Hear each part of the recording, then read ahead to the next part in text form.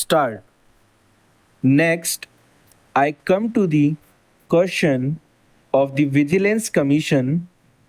Something has been said about the Vigilance Commission also here.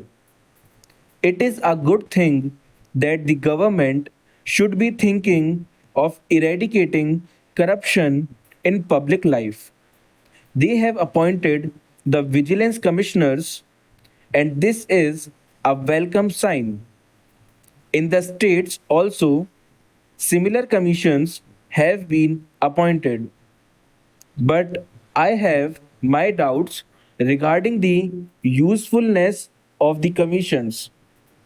In the first place of the commission, I have objection to the appointment of the chairman of the commission. In our state, one of the retired High Court judges has been appointed. He was Vice Chancellor and he was made to resign and he was appointed the Vigilance Commissioner in that state. Particularly, I am opposed to the appointment of any retired High Court judge because I am of the opinion that High Court judges should not be appointed after their retirement. This is another way of corruption. The men our High Court judges are very good. There may be some expectations, but so far they have kept up the reputation of the judiciary. But nowadays, since the government is appointing them to such lucrative posts, for instance, as vice chancellors and as chairman of commissions and so on. There is a tendency to secure some favor or the other from the executive, and this is not a very healthy sign. Therefore, I would not mind if a High Court judge who is in regular service is appointed as the chairman of the commission. But in any case, retired High Court judges or retired Supreme Court judges should not be appointed to these commissions or, for that matter, to any of the government posts because that is another way of corrupting them. Then there are certain people who are appointed or who are associated with the work of this commission, and mostly they are from the police department. We all know what is the reputation of the police department in this country.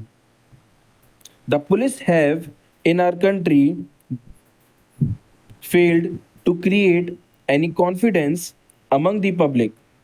Whenever any trouble arises, for example, when trouble arose in Jamshedpur and Raurkela, the police machinery failed and ultimately the army had to be called in.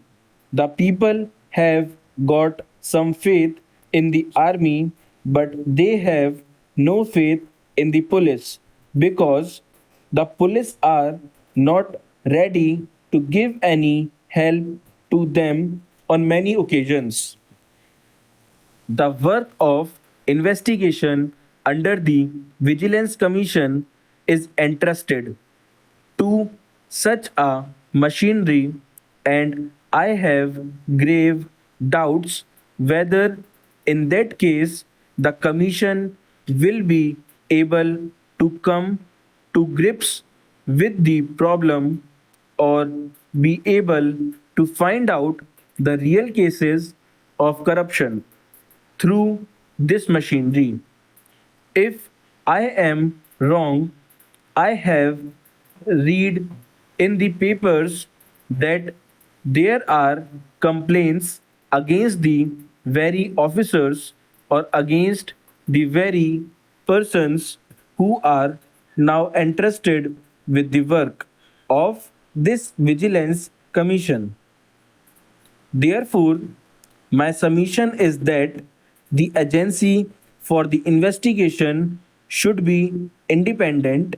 I think that at least some special cadre should be created apart from the police and the investigation, or at least the final authority in the matter or the actual responsibility should not be with the police officers.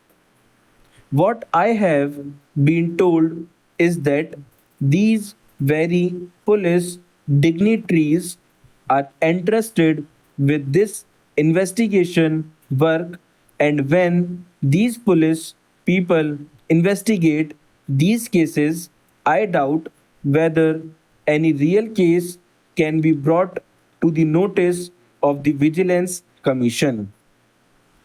Next, I come to certain items which are referred to here as items of court decrees.